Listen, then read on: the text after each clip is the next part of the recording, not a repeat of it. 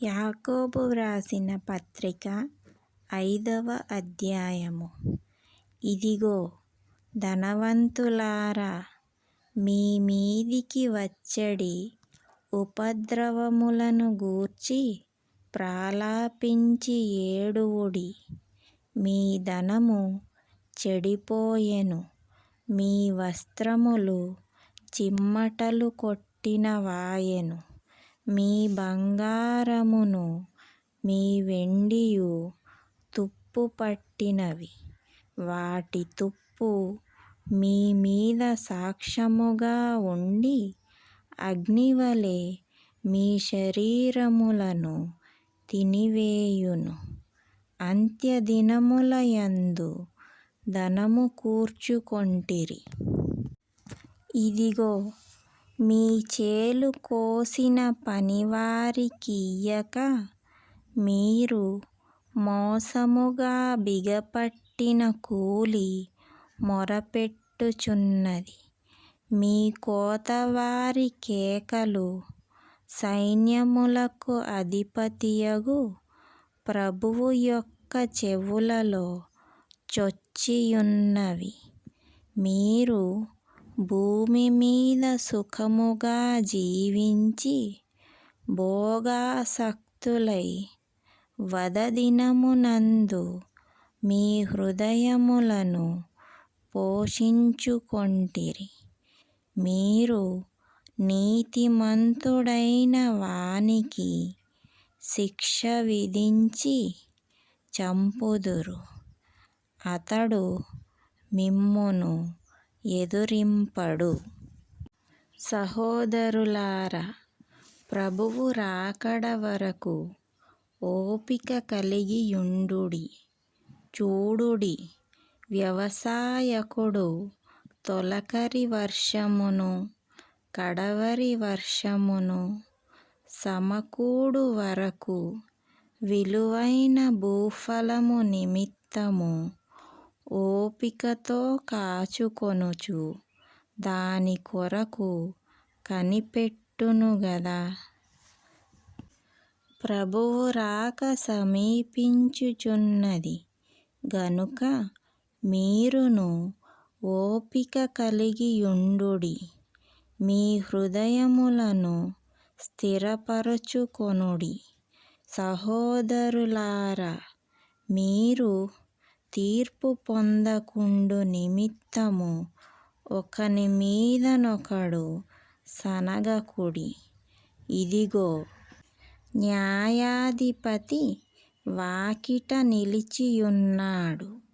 నా సహోదరులారా, ప్రభువు నామమున బోధించిన ప్రవక్తలను శ్రమానుభవమునకును ఓపికకును మాదిరిగా పెట్టుకొనుడి. సహించిన వారిని ధన్యులనుకొనుచున్నాము గదా. మీరు యోబు యొక్క సహనమును గూర్చి వింటిరి.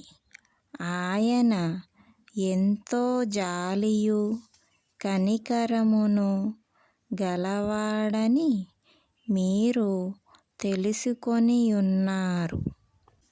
నా సహోదరులారా, ముఖ్యమైన సంగతి ఏదనగా, ఆకాశము తోడని గాని భూమి తోడని గాని మరి దేని తోడని గాని ఒట్టు పెట్టుకొనక మీరు తీర్పు పాలు కాకుండునట్లు అవునంటే అవును, కాదంటే కాదు అని ఉండవలెను.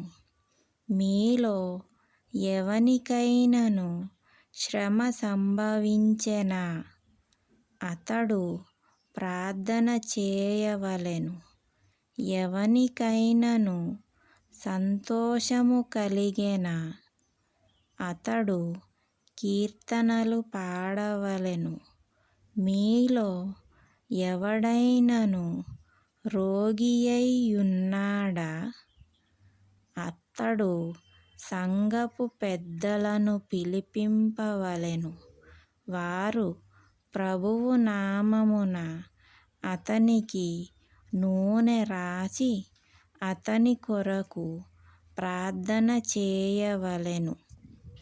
విశ్వాససహితమైన ప్రార్థన ఆ రోగిని స్వస్థపరచును.